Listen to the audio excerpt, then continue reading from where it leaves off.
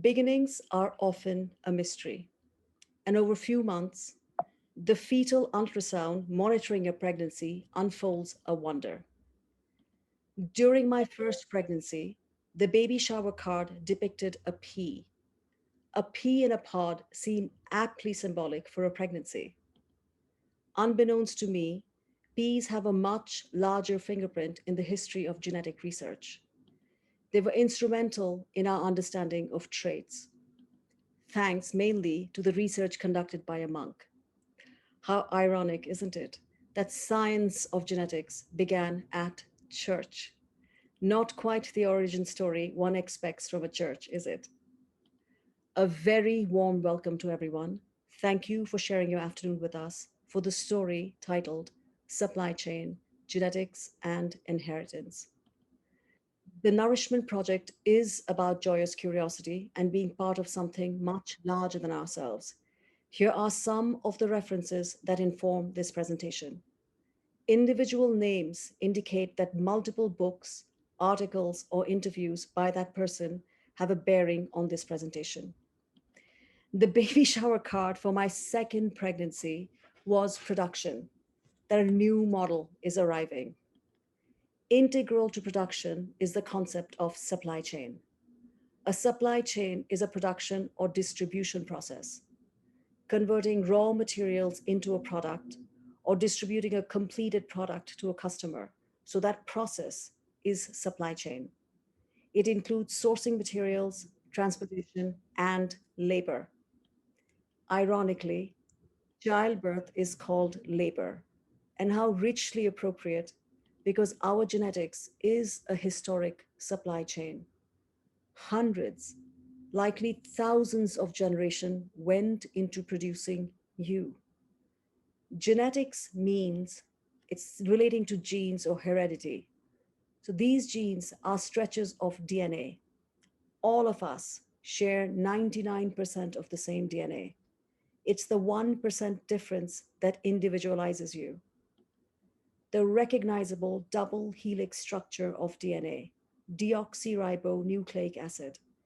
It is the master code that defines you. In fact, it defines all of us. And so, how did we get here? And surprisingly, in quite a short span of time. In the late 19th century, in the Austro Hungarian Empire, the monk Gregor Mendel was actually a son of farmers.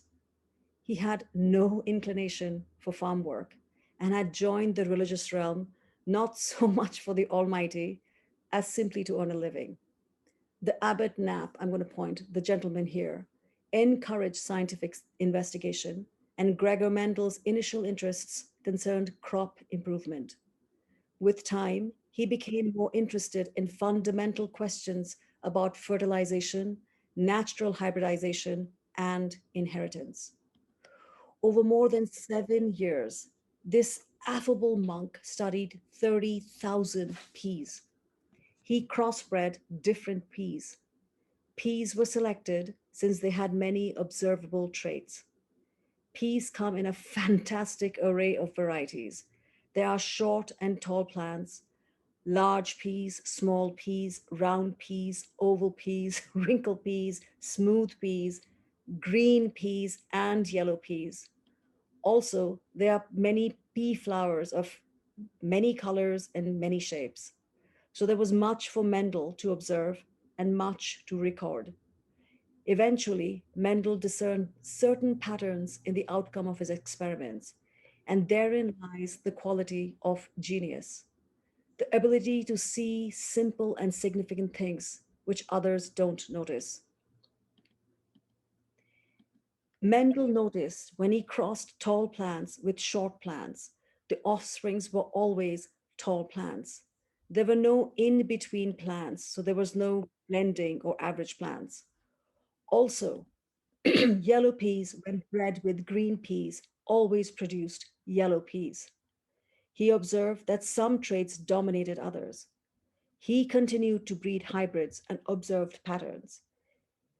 Mendel thus discovered that certain factors, such as short height or the greenness of peas, could skip a generation and reappear later totally intact, unblended, and unaveraged.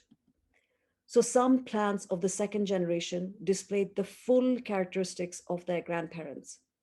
These factors or traits are what we now call genes. Mendel's studies were ignored for a few decades. One reason, interestingly, is that he presented his meticulous data in the then new language of mathematics. It wasn't a language the average researcher was fluent, and thereby his discovery went largely ignored. That was one of the many reasons. About 2 decades later, his publication was rediscovered, and the study of genes became of great interest. Thomas Morgan was a skeptic. His initial interest was to disprove the concept of traits being passed down, and his experiments at Columbia were conducted on fruit flies since they have very quick 2 week breeding cycles. Morgan obsessively cataloged fruit fly traits, and his lab was called the Fly Room. You did not want to be the proverbial fly on the wall in that room at all because his experimented subjected flies to blistering heat, shattering cold, dizzying rides on centrifuges, which is that which spins around in circles. What he was trying to do, he forced abuse on generations upon generations of flies to create a distinct characteristic. What he needed was an outlier to understand what is normal. So, an outlier characteristic could be traced. After waiting 2 years to trigger a trait, he bred a white eyed fly. White eye had genetic component, and this trait carried across generations with predictability. So Morgan could follow the descendants of this white eyed fly. So the genetic skeptic Morgan became an absolute convert. He agreed that traits were inherited, and he discovered even more. He realized that not all traits are independent. So, for example, on a fly, brown eyes come with curly wings. That these identifiable traits resulting from genes are strung like beads on a string. The beads are the genes, and the string is a chromosome. Genes that are close together, brown eyes and curly wings on the fly, will stay together across generations, patterns of linkage. That genes are arranged in a predictable order on a chromosome. So, in the grand scheme, knowledge itself is a supply chain. So, when we move further on into history, the physicist Schrodinger writes a small book about biology. In it is the supposition that heredity has a code script. So, Schrodinger's times, these were the times of World War II, and codes had helped with the war effort, and that perspective shaped the world for scientists. A Cartesian viewpoint which emphasized mathematics and logic, and they applied it to the holistic world of nature. So imagine a linear take on something fundamentally cyclical as nature. Do you predict problems in that analysis? So we leap forward and we come to the famous pair, Watson and Crick. Watson on the left is originally a University of Chicago product who ends up in Cambridge, England. The pair is credited for discovering the now recognizable double helix of the DNA. DNA, deoxyribonucleic acid, is our unique master code molecule. Watson and Crick and a man named Maurice Wilkins had been awarded the Nobel Prize for their work. Details matter. So Watson and Crick had unsuccessfully tried to model the DNA.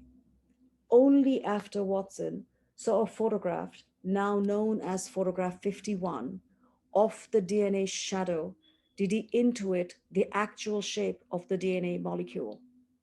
The DNA molecule is shaped like a double helix.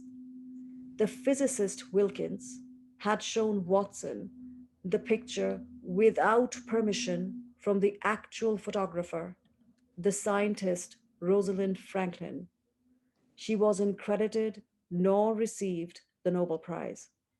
It's interesting how often it's now noted that she died before the Nobel Prize was awarded, as if that covers the intellectual property theft, the copyright ethic violation, and the issues of gender discrimination. So, in a nutshell, in the nucleus of every living cell are chromosomes. A chromosome is a structure in the nucleus of a cell that houses the DNA. Different organisms have different numbers of chromosomes. Humans have 23 pairs of chromosomes. Each parent contributes one chromosome to each pair so that offsprings get half of their chromosomes from their mother and half from their father. A DNA molecule consists of two strands, sugar and phosphate molecules, wound around each other with each strand. So these are the strands that we're talking about, the phosphate and the sugar, held together by bonds between the bases. And these colored bars symbolize the bases.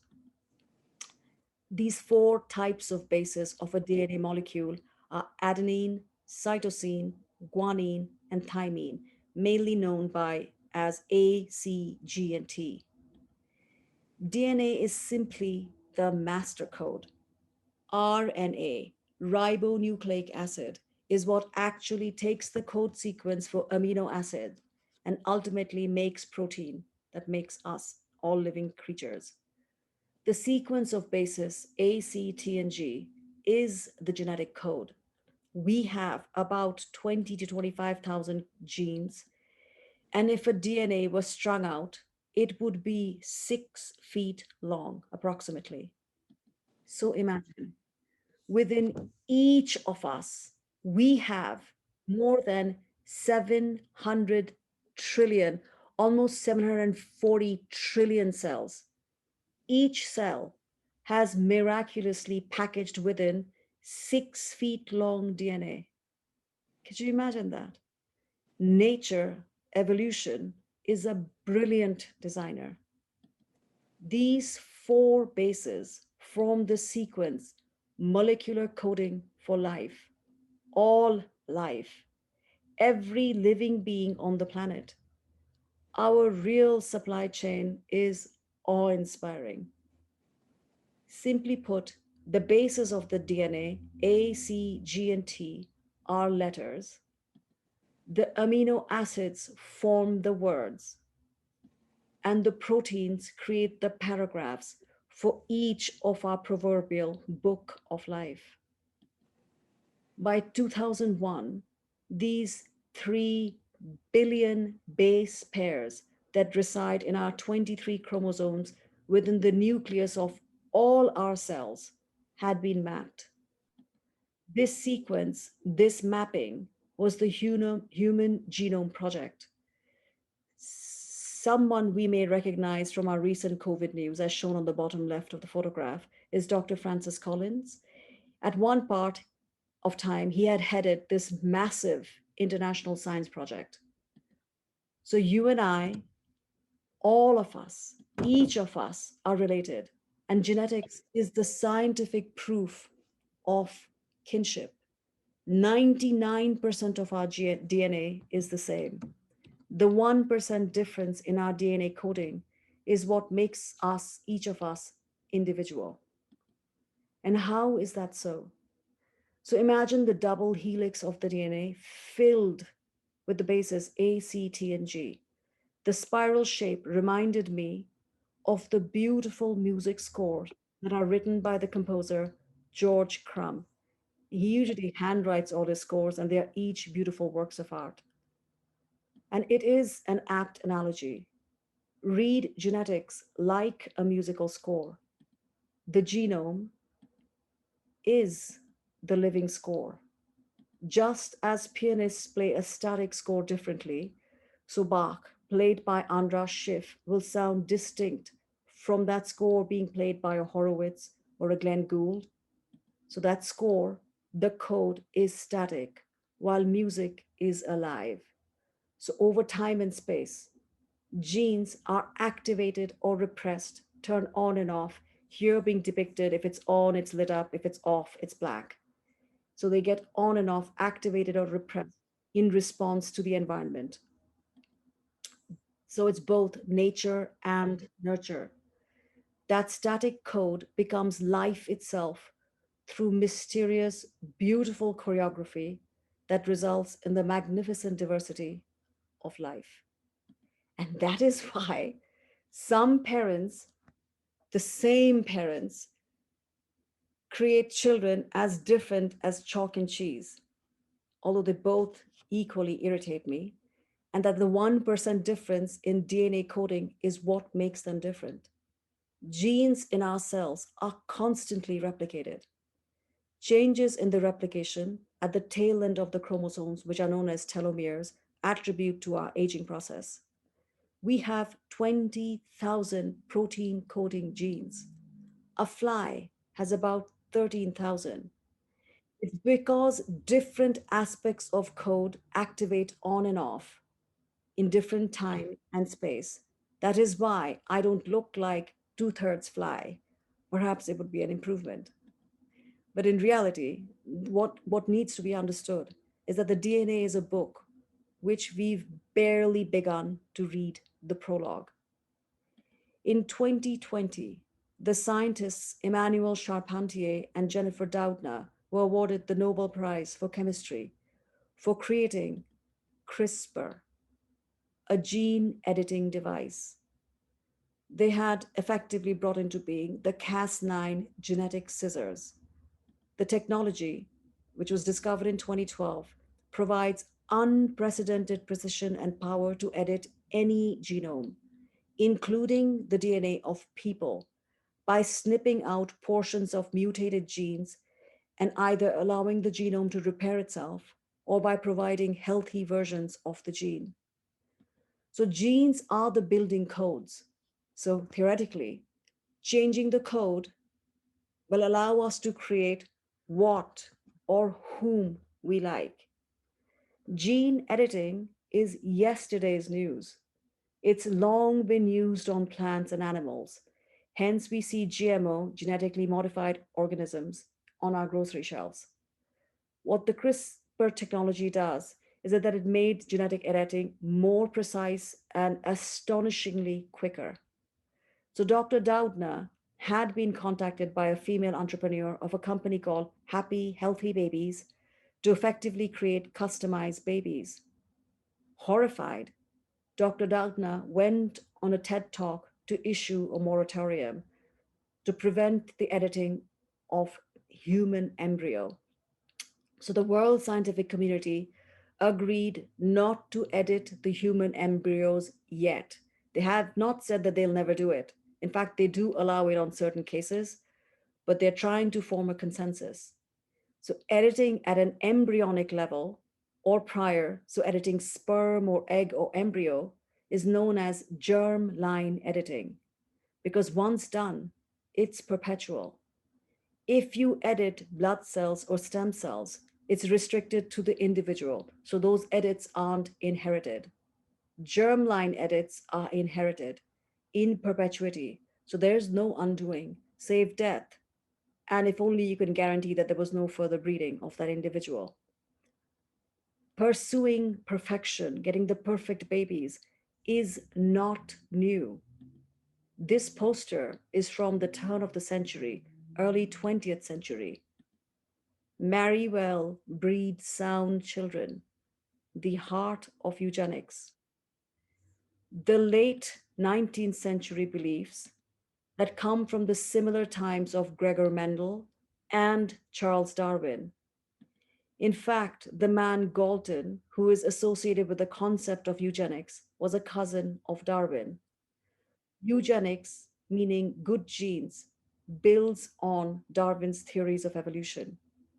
Galton's eugenics beliefs weren't embraced in Europe, just as GMO, genetically modified organisms, is viewed unfavorably in Europe even now.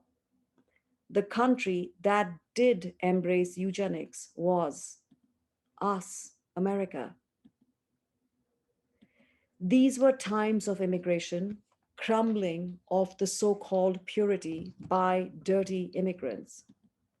Those deemed unfit were sterilized. There were about 5,000 sterilizations a month. Medical records, school records, sports club records were combed to detect hereditary diseases. Imagine back then if they had access to the data one now volunteers to companies such as 23andMe. But back then, soon those who had drinking problems, those who were considered promiscuous, they were all viable considered for sterilization. And these are all historical records. Soon, forced sterilization led to euthanasia, to murder. One man in Europe, while in prison in the 1920s, read these US reports and studies with deep interest. Later, he credits the US eugenics program for the version he implemented in Europe. This man was the repugnant imbecile Adolf Hitler.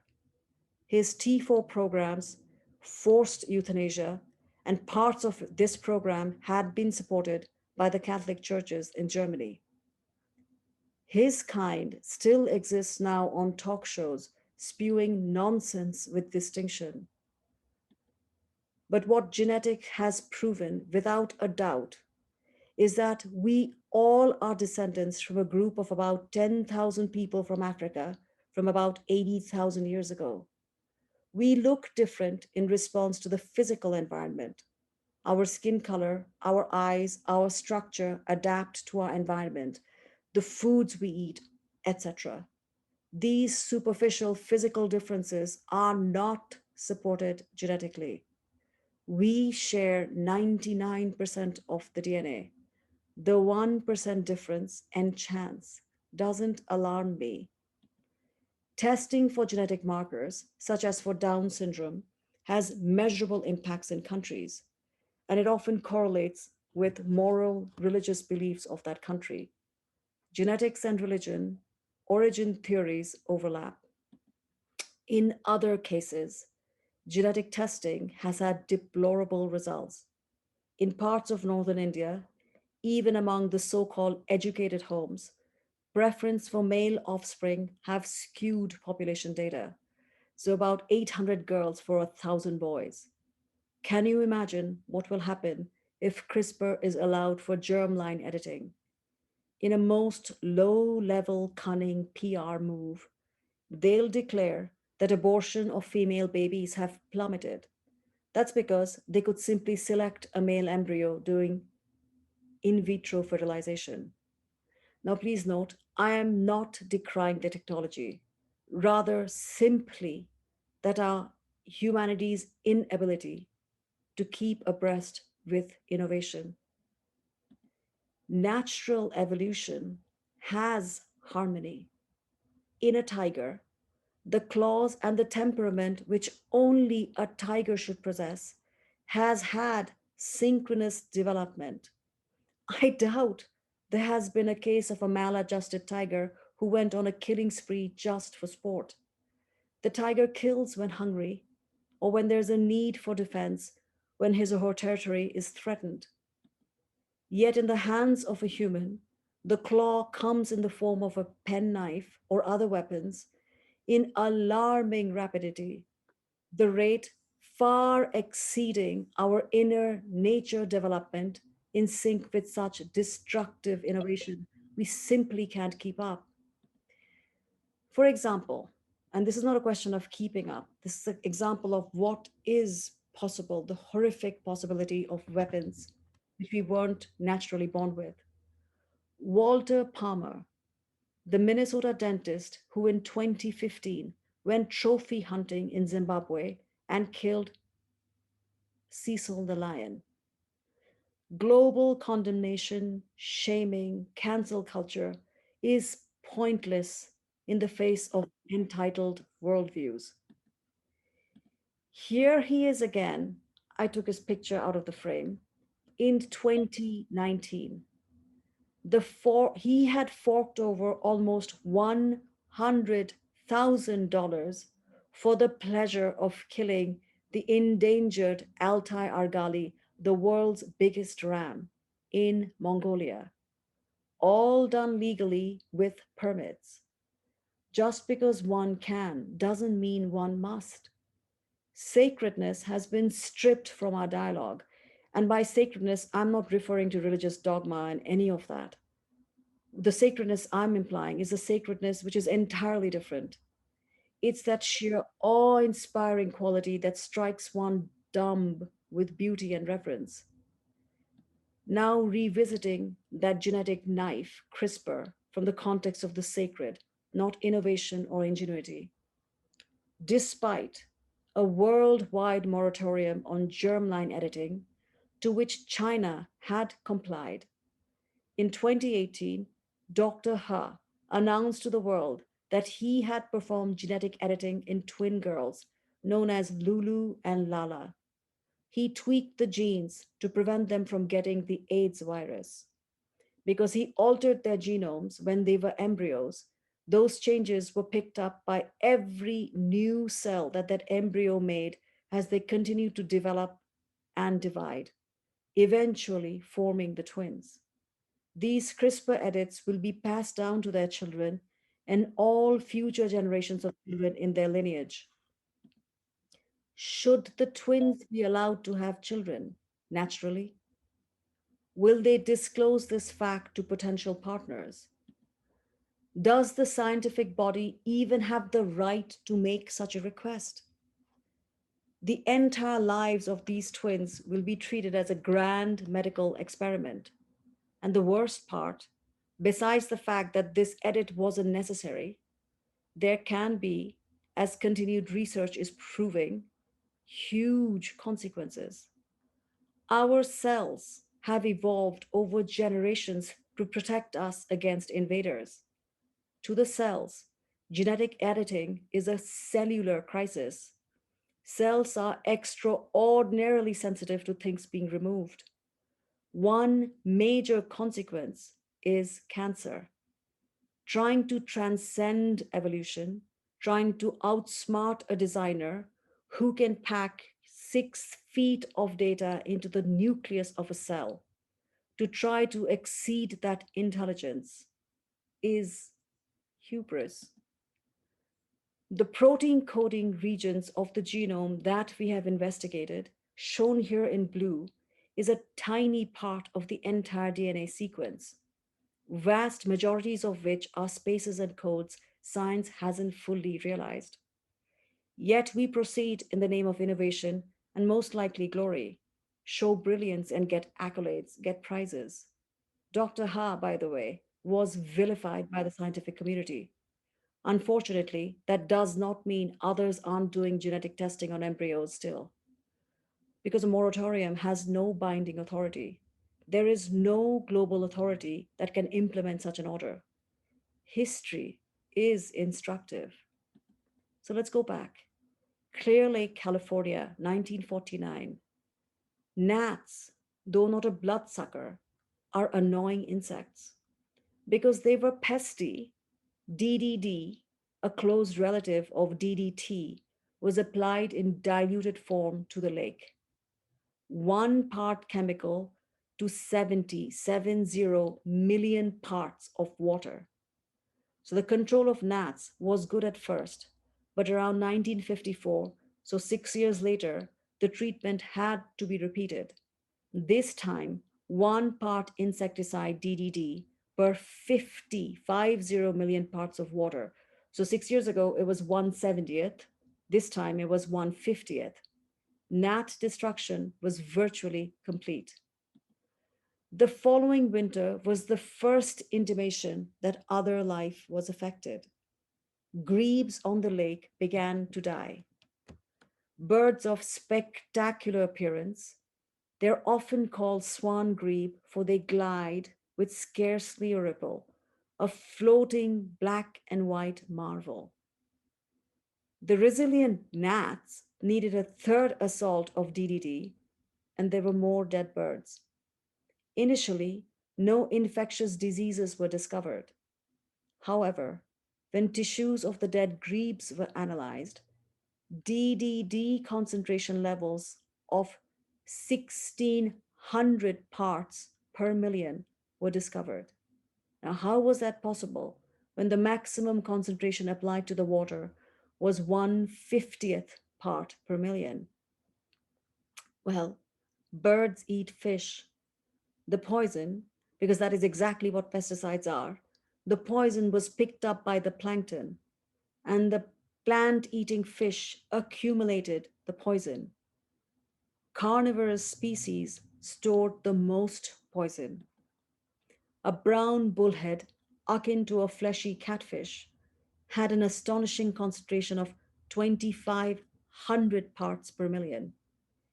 Even after the last application of DDs to the lake, and almost 23 months after the last chemical treatment of the lake, so when all the DDD treatment had ceased, 23 months after that, the plankton still contained 5.3 parts per million of pesticides in its system. That's because the poison had gone into the very fabric of life of the lake. Rachel Carson, a brilliant marine biologist, wrote about this and effectively germinated the environmental movement. A superb writer whose prose is exquisitely precise and lyrical. Were she not such a gifted writer of environmental facts, the effect would have been soporific. She decried our assault, genetic and otherwise, on nature. As Albert Schweitzer had stated, man can hardly recognize the devils of his own creation. Unintentional cascades. Will Dr. Ha be responsible for whatever befalls those twins? Both the hospital and his university deny any involvement with his research. Our desire to transcend the controls of nature has mostly been devastating for others. Gene editing has been around longer than CRISPR. So take GMO, genetically modified organisms, often found in our grocery store. Let's have the human consequence with something that we use, not eat. GMO seeds, patented cotton seeds. First of all, how is it that one can patent something they didn't create? Evolution created seeds, not man. Seed patents are pure theft. Syngenta, Monsanto, these is almost modern day colonization. Because once upon a time, a country came and decided to take over heathen lands, especially if heathen lands were resource rich. During those times, the church bestowed rights entitled the colonizer mentality under the pretense of uplifting the supposed heathens. Now, the temples of science bestow the entitlement. Map the genome, and the seed patent is yours. GMO isn't, no matter what they say, so much about improving production or supply chain as it is about collecting royalties. Just because science company can define the chemicals of a seed doesn't mean the company was the creator. I want to ask these companies, for example, H2O, since you chemically understand it, go create it, go create water. I'm only partially kidding because some plants out of Texas wanted to patent the Indian rice, basmati, the rice that you get offered when you go to a restaurant. They wanted to patent the Indian rice so that only they could make it, and they wanted to re Christian it or just rename it Texmati. Oh, it gets better. GMO cotton seeds sold in India now have over 90% market coverage. They were originally deceptively advertised as insect resistant. Like gnats, Indian insects and other insects worldwide are quite resilient. So, despite those GMO seeds, farmers need to buy pesticides. And unlike in first world countries, these pesticides are spread across the land by people with no protection whatsoever. They can't afford it. Additionally, GMO seeds also need much more irrigation than natural seeds. GMO seeds have been edited so that they do not regenerate every season, which forces the farmer to buy new seeds every year. Because historically, natural cotton seeds, especially if they yielded a good harvest, would be used to plant again the next year. Not so for GMO seeds. The seed companies control harvest through the seeds. No seed, no harvest. So the poor farmers are susceptible to price gouging. Well, if all that is not enough, if due to lack of rain or sheer bad luck, it turns out to be a bad harvest, the farmers cannot repay their loans. Since 1995, 300,000 farmers have committed suicide due to inability to repay loans. And by farmers, I imply male farmers. Female suicides are not counted since the land isn't in the woman's name, even if she effectively takes over the land when the husband dies. Go to India, go to Africa, farm work is done mainly, if not majority of the work is done by females. I need not tell you the fate of the daughters of the poor in India. The abuse and atrocities heaped on them makes one's head hang in shame. Poverty is violence. And do you think GMO seed companies anticipated or feel responsible for the consequences of their products? I mean, really, what was wrong with the natural cotton seed to begin with? The governments are just as responsible. This intense desire to control creation is not new, to design perfection. Though fictional, the story of Frankenstein is instructive. The creature had wanted humanity. It got marginality. It then wreaked havoc on its creator, rightfully so. Technological advancements has a juvenile recklessness, dominate the finite resources of the world to appease the voracious appetite of one species, us, a criminal disregard for all other species who share this planet with us. Again, this isn't a broad brush condemnation of science. My background is an engineer. Great things are being done with technology. Artificial intelligence, deep learning can analyze oceans of data to identify genetic markers. Genetic mutations that cause diseases can be found by finding genetic markers. And once identified, studies are conducted to find a cure or at least to find a treatment. Massive diligence is needed for this level of detective work. Find the population, find the marker, and then really work hard to find a cure or treatment. Here in Chicago, the Licht Sang family has been working for years to find a biomarker for bipolar disease. I have the deepest respect for their ability to turn unbearable grief into service so that others need not suffer as they have as a parent. Profound humanity. Science in service of alleviating suffering. Absolutely perfect.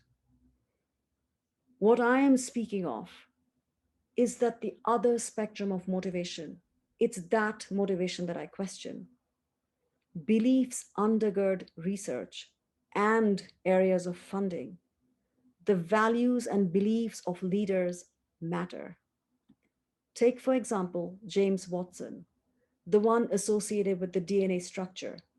In recent past, he's happily made profoundly unscientific pronouncements elucidating his rather narrow interpretation of genetic destiny.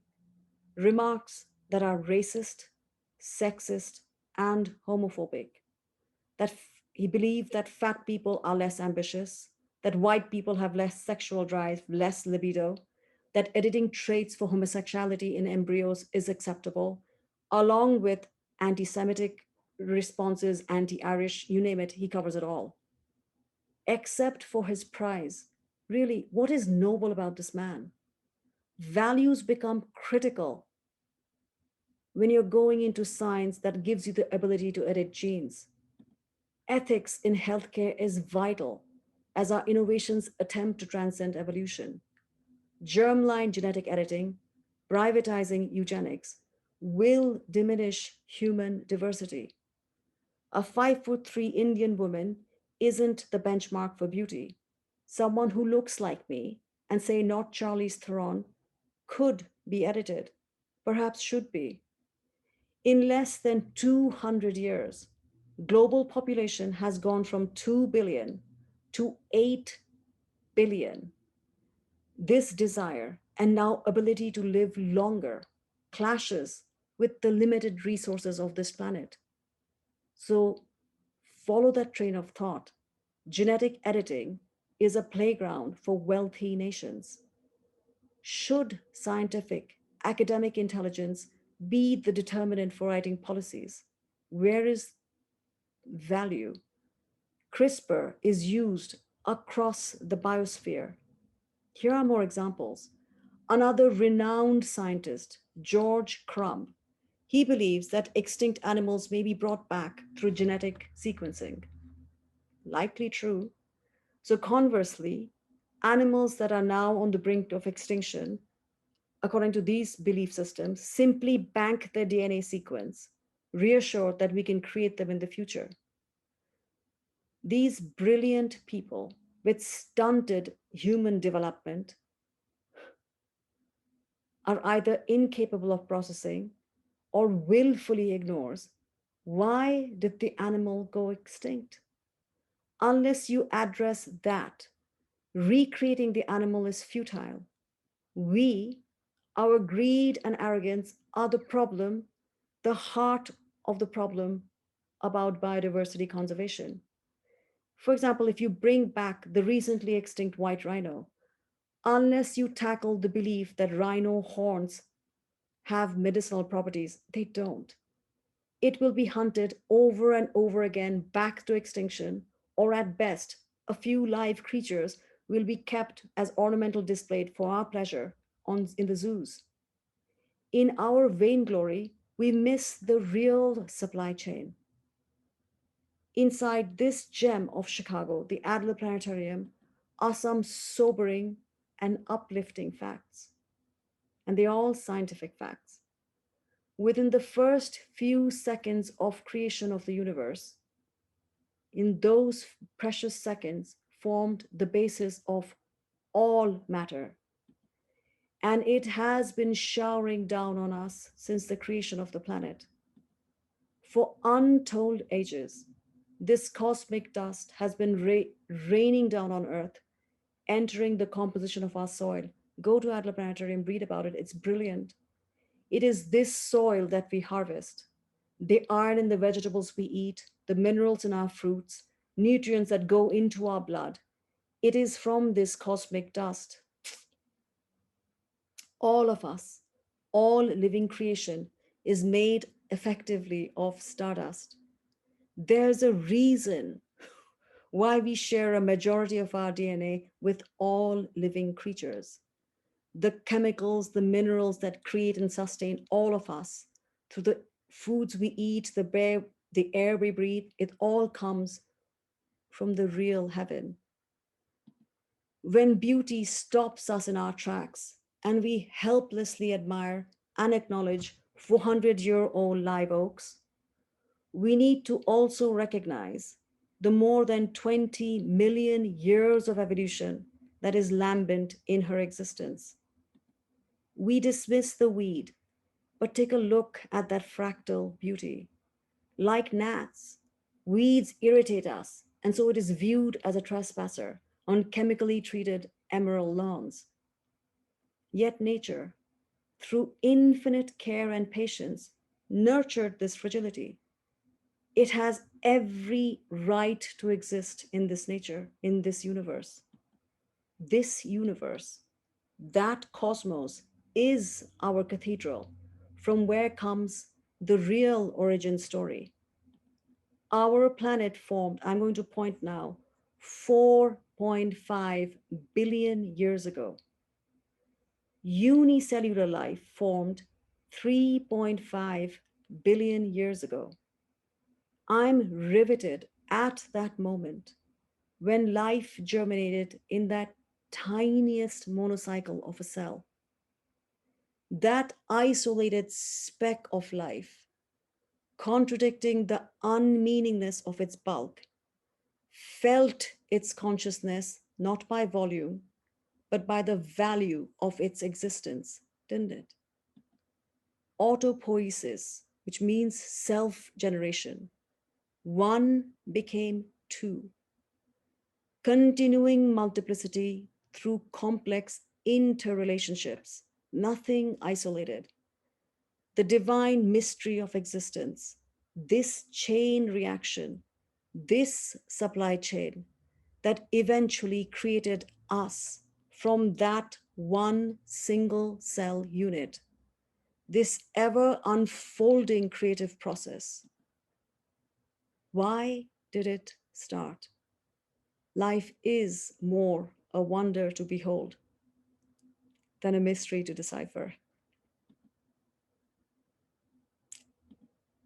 Next week, because the scheduling got messed up, next week, instead of 2 weeks from now, we continue the story, which is being hosted by the Women's Athletic Club, the architecture series, Edifices Complex, the final one, the proverbial homecoming, Architecture of Sanctuary. And most of you, if not all of you, have by now received the invitation for merrymaking on September 20th. It is my way and the wax way for thanking you for allowing us, for inviting us into your life for the past almost 15 months. Do come, please be our guest. It'll be a pleasure for me to meet you and for you to meet your fellow participants on this program. And just for your own use, this is the schedule for the 2022. So in case you want to mark it up in your calendar, because I would love for you to be there. Very quickly, January, it's stamped. It's not about stamps. It's really about letters, historical letters. They reveal a person in ways you can't imagine. February is on identity. March, paved. It's about the road system, much more than Pax Romana. April, rocks. It's very pretty. May, the title is sketchy. It's about cartoons, political cartoons and otherwise. June, Aurum, so it's about gold. July, Exodus, self-explanatory. August, Equus, horses. September, playtime. It's a lot of fun. October, laughter. There are so many varieties of it, isn't it? Deep joy, belly full of laughter is very different from derision. November is shifty. It's not about human characteristics. It's really about currents, the currents that shift and make so many trade, economics, lots of consequences on our life. And December, masks and swindlers. And as always, thank you for your time. I really consider it a privilege to be able to share these stories with you. I hope you've enjoyed it. And as always, I wish you joy. I'm going to stop sharing now.